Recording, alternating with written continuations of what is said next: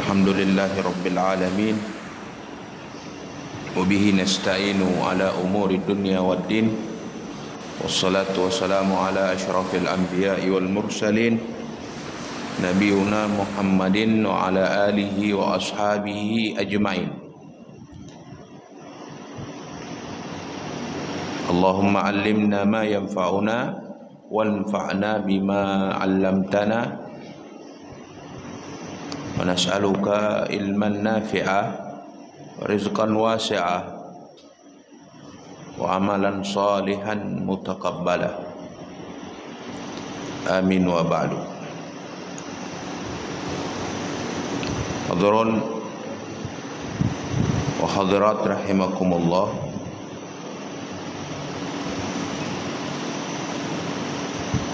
Allah Subhanahu wa taala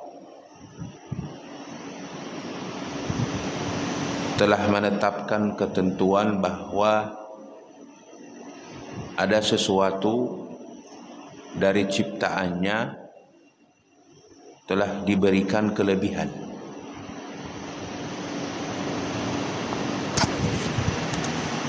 Apakah itu menyangkut waktu, tempat, bahkan manusia.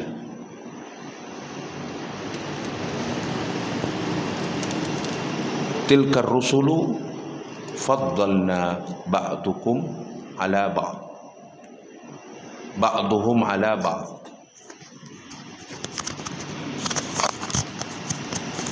Itulah para rasul-rasul yang telah kami lebihkan.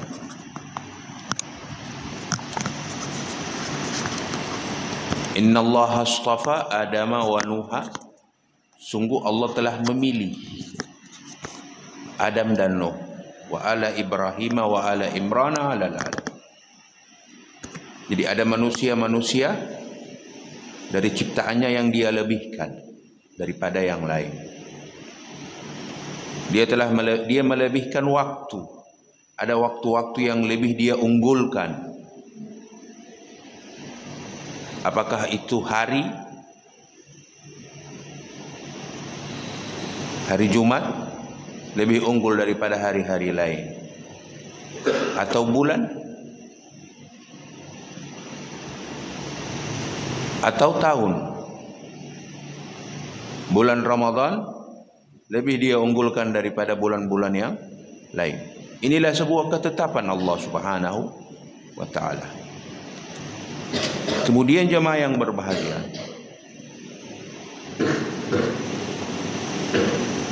ada juga orang-orang yang direkomendasikan Allah Subhanahu wa taala ke kita untuk kita panuti, untuk kita ikuti. Puncak dari mereka adalah para nabi. Allah Subhanahu wa taala menyatakan tentang nabi kita, dia adalah seorang panutan. Laqad kana lakum fi Rasulillahi uswatun hasanah. Sungguh dalam kepribadian Rasulullah ada suri tauladan baik bagi kalian. Dan ada satu nabi juga Allah Subhanahu wa taala jadikan dia contoh bagi kita, tauladan bagi kita, seperti kita mencontohi Nabi alaihi salatu wassalam. Qad kana lakum uswatun hasanah fi Ibrahim walladzina ma'ah. Sungguh bagi kalian ada uswah, ada tauladan, ada kefiguran yang baik dari kehidupan Ibrahim dan orang-orang yang bersamanya. Satu-satunya nabi di dalam ajaran ini yang jika diikuti berarti telah mengikuti ajaran nabi kita. Hanya dia. Beda dengan nabi-nabi lain. Allah tidak bolehkan kita menjadikan ajaran Musa untuk kita ikuti. Setelah ada ajaran Nabi alaihi salatu wassalam, Allah tidak akan menerima kita mengikuti ajaran Isa alaihi salam atau ajaran-ajaran Nabi sebelumnya, kecuali Nabi Ibrahim. Dia sosok yang disepakati oleh semua ajaran langit kedudukannya. Yahudi tidak mempermasalahkan kehormatan Nabiullah Ibrahim. Begitupun kaum Nasrani. Bahkan kedua golongan ini berlomba-lomba ingin menunjukkan sebagai pengikut setia ajaran Ibrahim.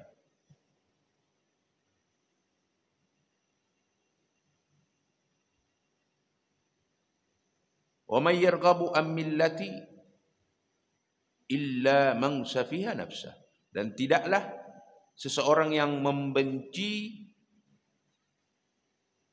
ajaran Ibrahim kecuali dia telah menghinakan dirinya. Jadi Nabiullah Ibrahim predikatnya begitu tinggi di sisi Allah Subhanahu wa taala. Wattakhadallahu Ibrahima khalila, dan Allah telah menjadikan Ibrahim itu kekasih. Kekasih. yakni predikat yang sangat tinggi di sisi Allah. Nabi alaihi salatu wassalam bahkan dalam Isra Mi'rajnya melewati langit. Di mana Nabi Allah Ibrahim alaihissalam dijumpainya? Di langit yang paling akhir, paling tinggi, sedang bersandar, lagi duduk bersandar. Sandarannya apa? Arsy Allah.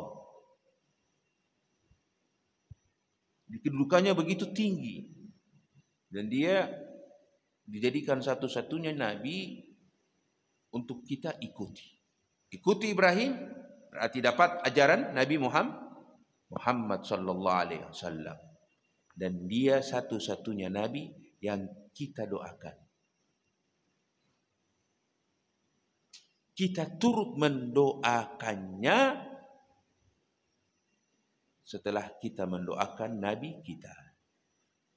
Di dalam salat, Allahumma sholli ala Muhammad wa ali Muhammad kama shallaita ala Ibrahim wa ali Ibrahim. Kemudian jemaah yang berbahagia, Nabiullah Ibrahim ini sosoknya di dalam Al-Quran banyak diceritakan. Manaqibnya ini luar biasa.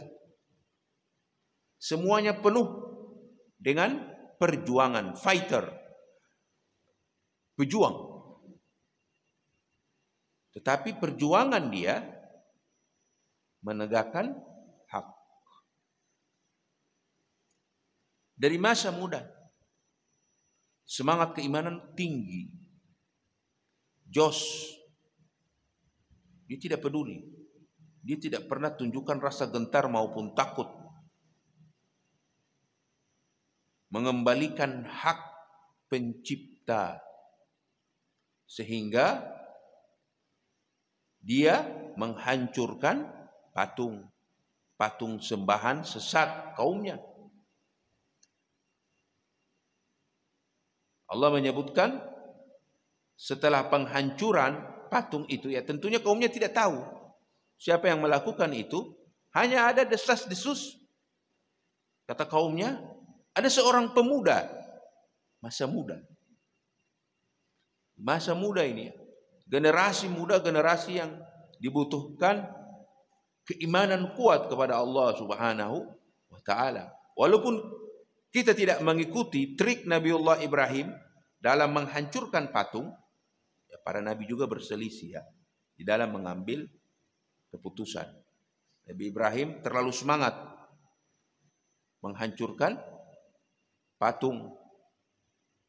Tetapi Rasulullah, dia hancurkan patung kah? Dalam dakwanya? Tidak.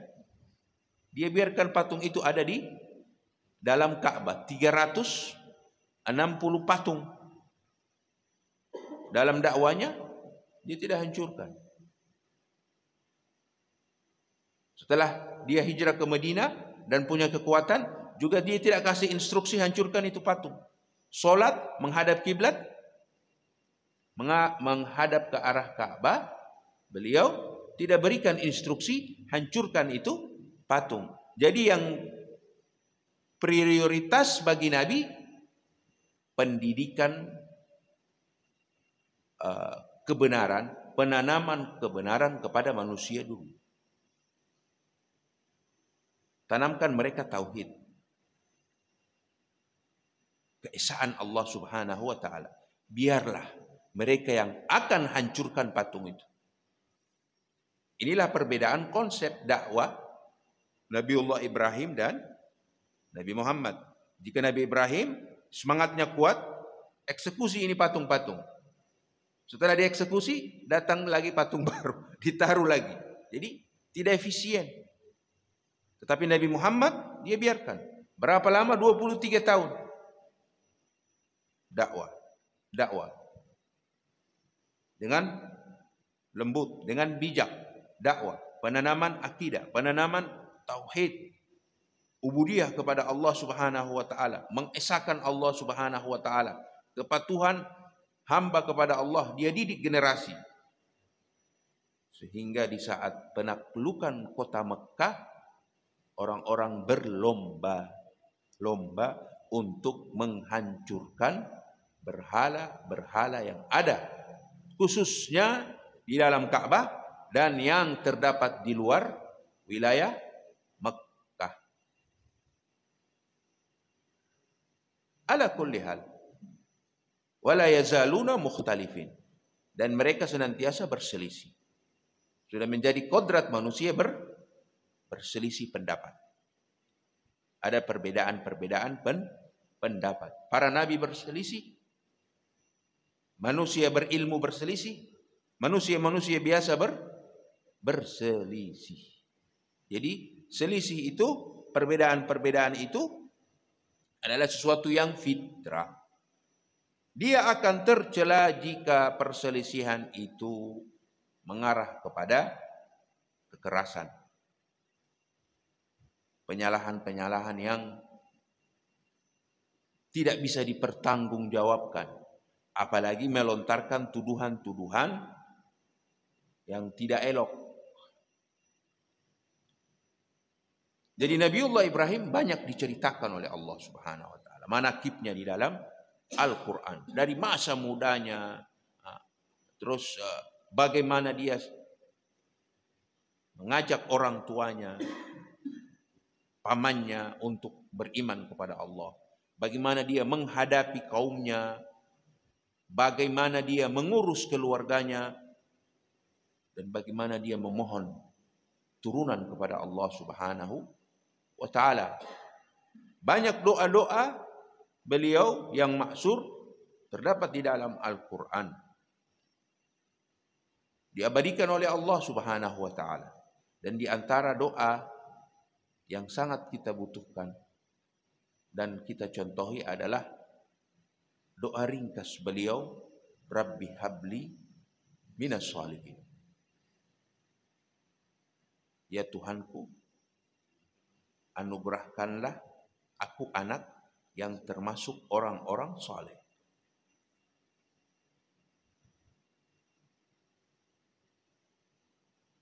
Mengharap anak ini fitrah tentunya. Setiap orang tua atau orang yang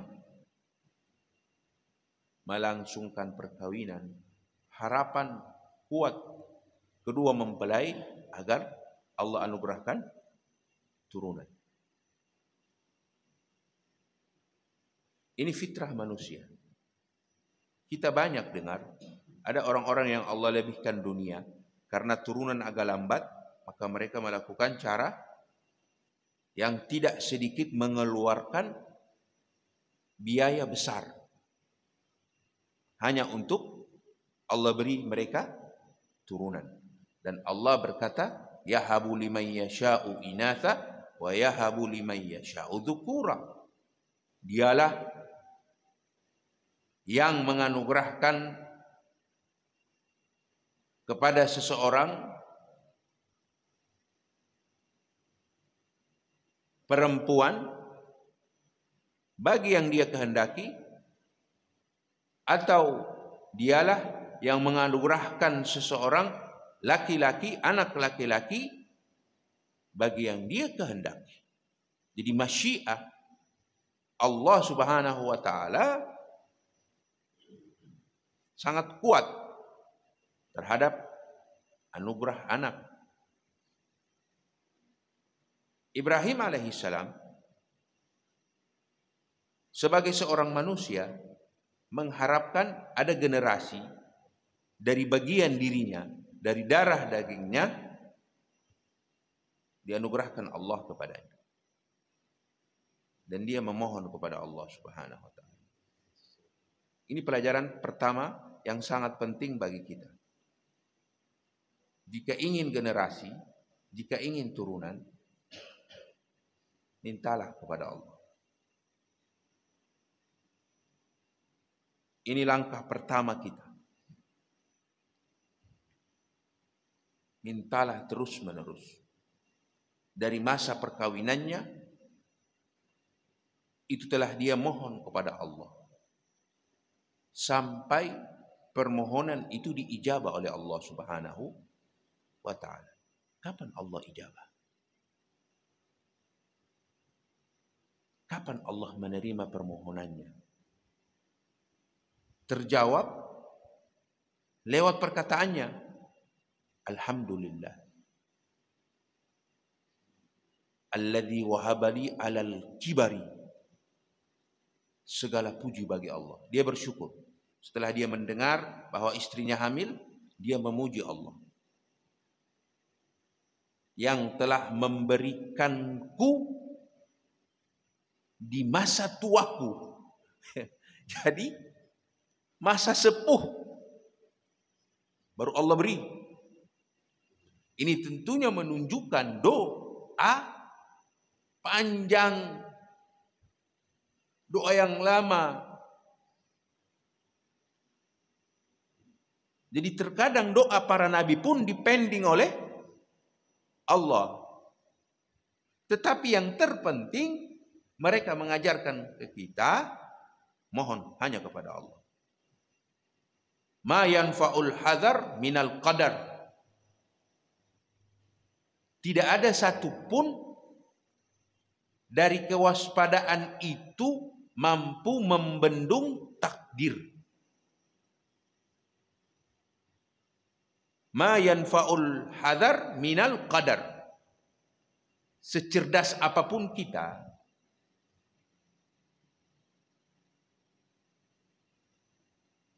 sejenius apapun kita, sekuat apapun kita, di hadapan takdir lumpuh.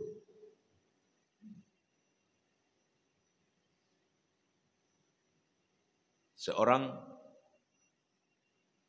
dokter spesialis penyakit jantung terindikasi penyakit jantung. Kecerdasan seseorang tidak akan bisa melawan takdir. Ma yanfa'ul hadar minal qadar. Kewaspadaan sempurna seseorang tidak bisa berhadapan dengan apa yang telah ditetapkan oleh Allah. Illa doa, kecuali doa. Kecuali berdoa. Fa innahu yanfa'u mimma nazala au lam yanzil. Karena dengan berdoa itu mendatangkan manfaat bagi takdir yang telah turun atau belum turun. Dia bisa rubah takdir. Karena yang mampu merubah takdir hanya pencipta takdir itu sendiri. Lalu bagaimana agar supaya takdir itu berubah? Kita kan tidak tahu apa takdir Allah tentang semesta ini. Kita tidak tahu apa yang akan terjadi sebentar ini. Tiba-tiba terjadi gempa, tiba-tiba terjadi tsunami, tiba-tiba terjadi macam-macam. Jadi untuk membendung itu semua hanya dengan doa. Alaikum bid-du'a ya ibadallah. Oleh karenanya itu kata Rasulullah, hendaklah kalian memperbanyak doa. Wahai hamba-hamba Allah. Jadi poin pertama jamaah yang berbahagia, yang diajarkan Nabiullah Ibrahim ke kita. Mohon kepada Allah. Mau takdir apapun yang telah kita ketahui terjadi ataupun belum terjadi, maka dia bisa berubah dengan cara kita memohon tulus kepada Allah Subhanahu wa ta'ala. Rabbi habli minas salihin. Dia minta yang panjang, non-stop, minta terus. Dan jangan pernah berprasangka buruk kepada Allah.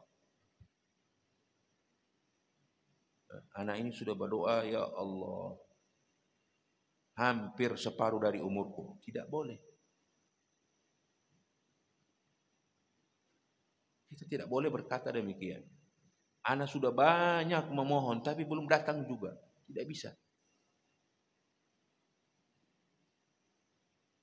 Rabbi inni wahanal azmu minni washta'ala ra'su syaiba walam akum bidu'aika rabbi syakiya. Ya Tuhanku, sungguh tulangku telah rapuh, telah lemah. Tulangku telah lemah, rambutku telah menyala uban. Walam akum bidu'aika, dan aku tidak akan pernah Rabbi syakiya, merasa sengsara, merasa susah ataupun berputus asa di dalam memohon kepadamu. Fahabli min ladunka waliya, anugerahkanlah aku dari sisimu seorang penerus anak. Jadi Nabi Zakaria memohon, bertawassul kepada Allah dengan kondisi fisiknya. Dia curhat kepada Allah. Anak ini sudah loyo ya Allah. Sudah. Tetapi aku tidak putus asa. Aku enjoy terus meminta kepadamu.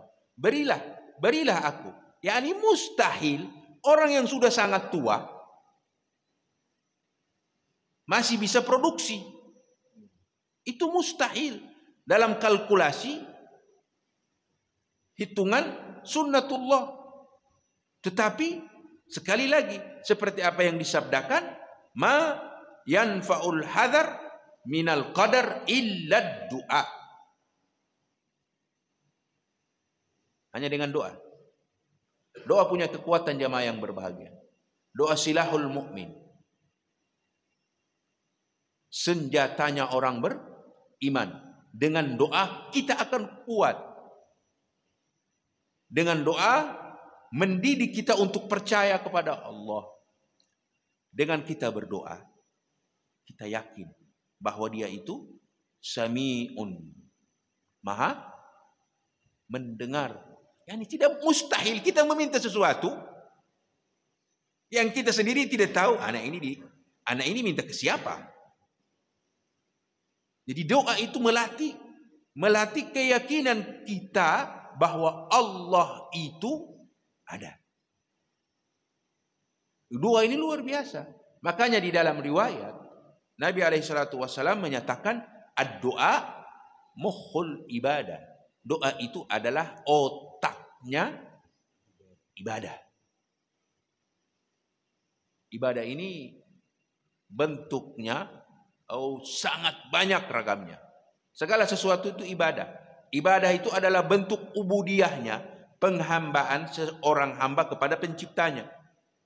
Solat ibadah, puasa ibadah, haji puasa ibadah, umrah ibadah, baca Quran ibadah, menuntut ilmu ibadah, hadir majlis ta'lim ibadah, ibadah, doa ibadah. Dari semua yang ada, bahkan Nabi menyatakan dia adalah otaknya ibadah. Otaknya ibadah.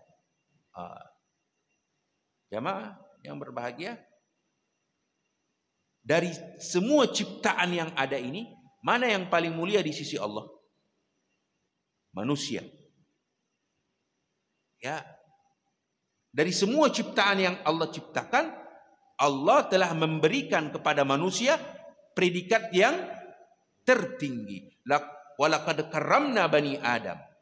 Kami telah muliakan anak Adam. Laqad surat At-Tin bagaimana? Wat-tini waz-zaitun wa turi sinin wa hadzal baladil amin. Laqad khalaqnal insana fi ahsan. Kami telah ciptakan manusia dalam penciptaan terbaik. Matahari yang besarnya kayak gimana itu nah? Allah menciptakan manusia lebih mulia. Bahkan Rasulullah pernah bicara di depan Ka'bah. Di depan Ka'bah. Wahai Ka'bah, engkau adalah tempat yang sangat suci di sisi Allah, tempat yang paling dicintai oleh Allah, tempat yang memiliki kehormatan. Bla bla bla dirincikan oleh Nabi tentang kemuliaan Ka'bah. Tetapi pada akhirnya apa? Kehormatan manusia. Wahai Ka'bah, kehormatan manusia di sisi Allah lebih tinggi darimu. Manusia ini sangat mulia di sisi Allah dan diciptakan dengan kedua tangannya. Laqad khalaqtu biyadayya, kuciptakan dengan kedua tanganku. Semua ciptaan yang ada hanya dengan apa? Kun. Dua kata. Kun fayakun. Semua ciptaan. Beda dengan manusia. Khalaqtu biyadayya. Allah bilang aku ciptakan dengan kedua tanganku. Bahkan wa nafakhtu fihi min ruhi. Dan kutiupkan sebahagian dari rohku. Lihat kemuliaan ini. Jadi semua ciptaan yang ada, manusia memiliki predikat tertinggi kemuliaannya di sisi Allah Subhanahu wa ta'ala. Akan tetapi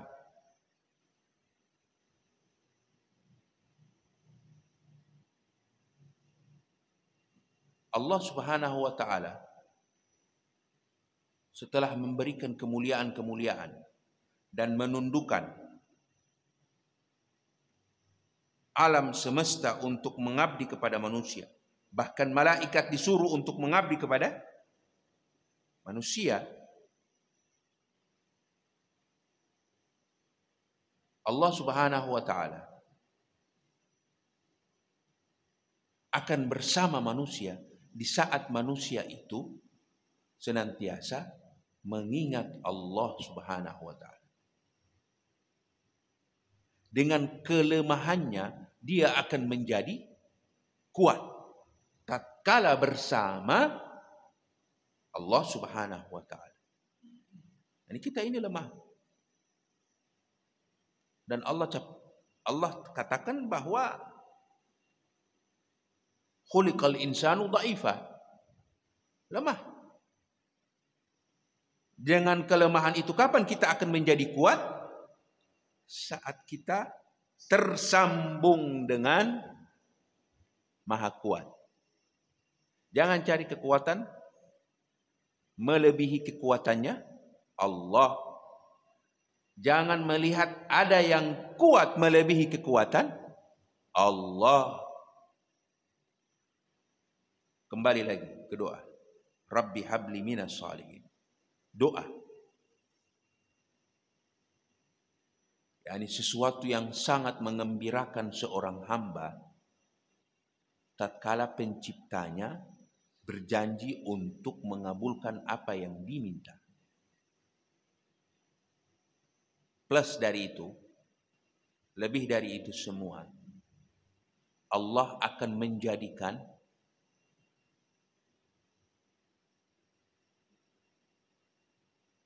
apa yang dimintanya itu atau sebab dia meminta penuh keberkahan.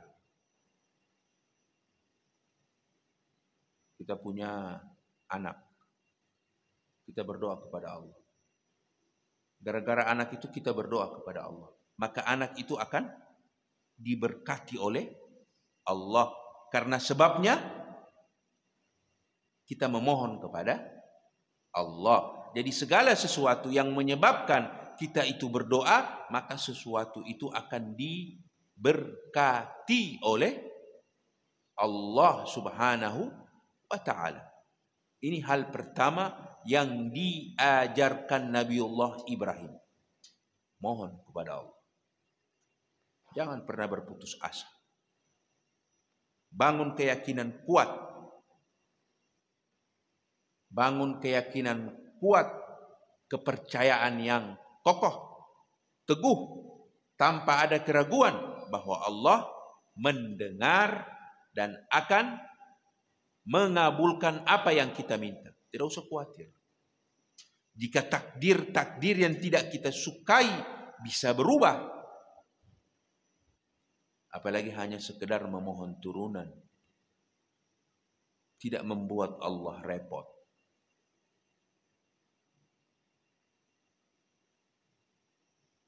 Allah Maha Kaya. Apa yang dia minta tidak membuat dia susah. Yakini itu. Kemudian jamaah yang berbahagia, di saat meminta turunan, mohonlah kepada Allah agar turunan itu turunan yang diberkati, dijadikan sebagai turunan yang saleh, turunan yang kelak akan patuh kepada Allah dan berbakti kepada kedua orang tua. Karena anak ini Allah menyatakan di banyak ayat, terkadang dia itu zina.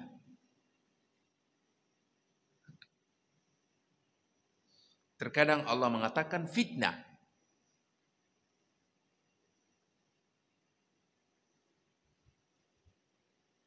Innama amwalukum wa auladukum fitnah.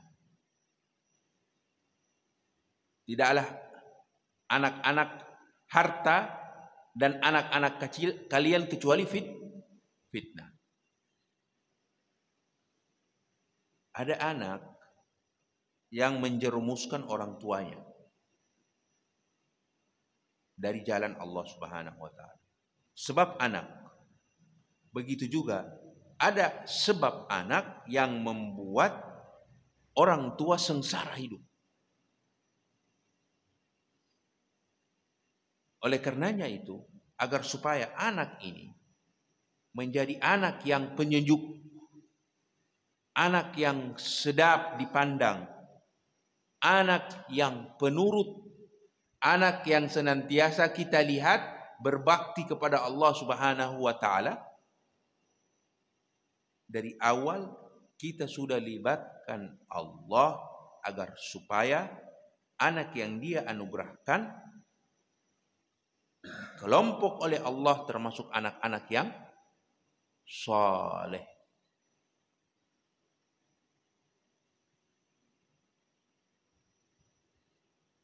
Anak-anak yang patuh.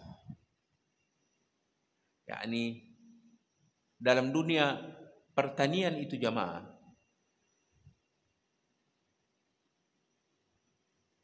agar bisa menghasilkan kualitas tanaman terbaik serta berbuah lebat, Apa yang harus dilakukan? Persiapan lahan dan memilih bibit. Persiapan lahan dengan sebaik-baiknya. Allah menyatakan istri kita itu adalah ladang. Nisa'ukum harthul lakum. Istri-istri kalian itu adalah ladang kalian. Fa'tu harthakum anna syi'tum. Datangilah ladang-ladang kalian dengan keinginan kalian. Ladang harus baik. Kemudian bibit. Memilih bibit yang terbaik. Ini proses-proses tentunya agar supaya anak yang didapatkan itu anak yang berkualitas. yakni sebab akibat harus ditempuh. Bukan hanya sekedar lempar benih selesai, tidak. Akil summa tawakkal. Kau ikat ontamu lalu kau bertawakal kepada Allah Subhanahu wa taala. Jadi sebab akibat harus kita tempuh. Setelahnya itu kita berpasrah kepada Allah, memohon agar Allah menjaga apa yang kita titipkan. Nah, jadi hal ini sangat perlu untuk kita tempuh, dan semuanya telah ditempuh oleh Nabiullah Ibrahim alaihis salam. Oleh karenanya itu, beliau senantiasa optimis di dalam bermohon kepada Allah Subhanahu wa taala agar turunan yang Allah berikan kepadanya adalah turunan yang baik. Setelah Allah Subhanahu wa taala kabulkan doanya,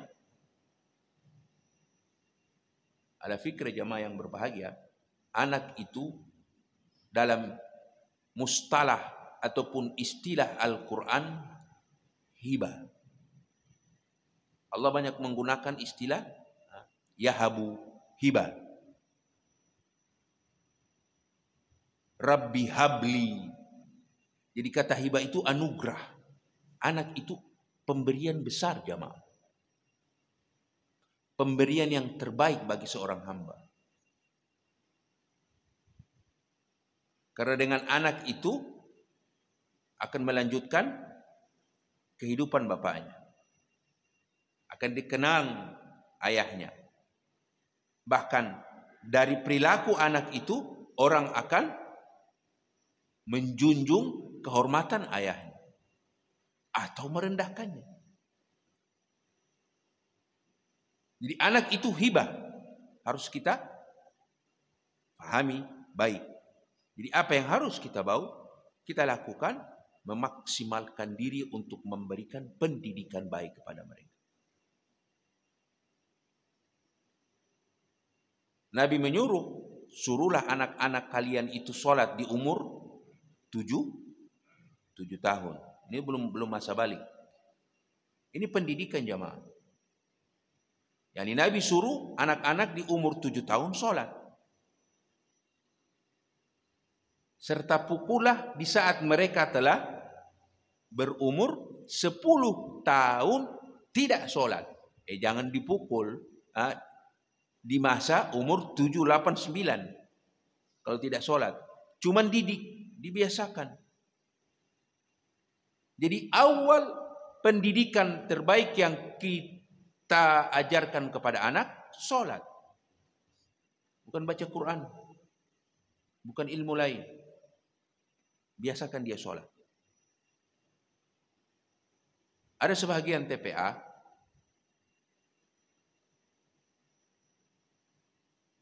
dalam mengajarkan anak didiknya itu Al-Quran, saat tiba waktu sholat, tidak menyuruh anak-anak untuk sholat. Ini keliru.